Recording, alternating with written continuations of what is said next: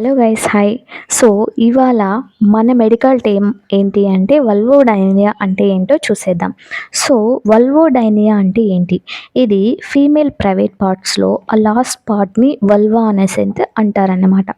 So ఈ వల్వోడైనియా అంటే ఏంటి అనేసి అంటే unexplained pain in the opening of the vagina. So వెజైనాకి ఓపెనింగ్ ఫస్ట్ పార్ట్ వల్వా అన్నమాట. సో దీంట్లో అతి భయంకరమైన పెయిన్ అయితే ఉంటుందన్నమాట ఈ కండిషన్లో. సో ఈ కండిషన్ ఎందుకు వస్తుంది అనేది అయితే చూసేద్దాం.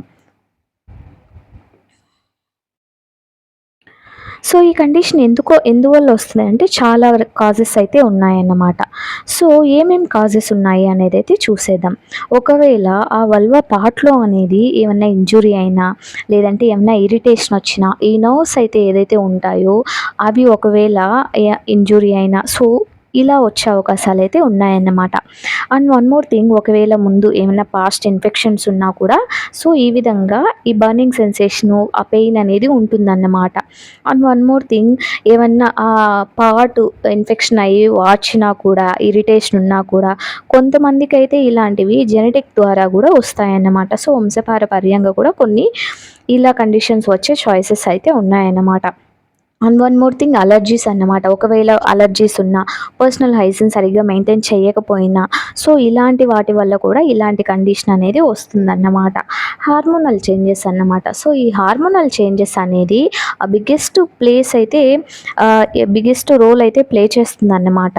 అండ్ వన్ మోర్ థింగ్, ఏమన్నా వీక్ ఇమ్యూన్ సిస్టమ్ ఉన్నా కూడా, చిన్న బ్యాక్టీరియా ఇన్ఫెక్షన్ వచ్చినా కూడా అది బాడీ అంతా స్ప్రెడ్ అయిపోవడము, ఫీవర్ రావడము, ఇలాగా కొంతమందికి ఇమ్యూన్ సిస్టమ్ ప్రాబ్లమ్స్ అయితే ఉంటాయన్నమాట. అలాంటి వాళ్ళకి కూడా వచ్చే చాయిసెస్ అయితే ఉన్నాయన్నమాట. సిమ్టమ్స్ ఎలా ఉంటాయి అనేది అయితే చూసేద్దాం. బర్నింగ్ సెన్సేషన్ ఉంటుంది, ఇరిటేషన్ ఉంటుంది. అండ్ వన్ మోర్ థింగ్, ఎక్కువ పెయిన్ అయితే ఉంటుందన్నమాట. కూర్చోడానికి, లేయడానికి. యూరిన్ అయితే పాస్ చేస్తారు కదా, యూరిన్ పాస్ చేసినప్పుడు కూడా ఎక్కువ భయంకరమైన పెయిన్ అయితే ఉంటుందన్నమాట. ఈ కండిషన్ని వల్వోడైనియా అని అయితే అంటారన్నమాట. Thank you guys. వీడియో నచ్చితే లైక్ చేయండి, షేర్ చేయండి, సబ్స్క్రైబ్.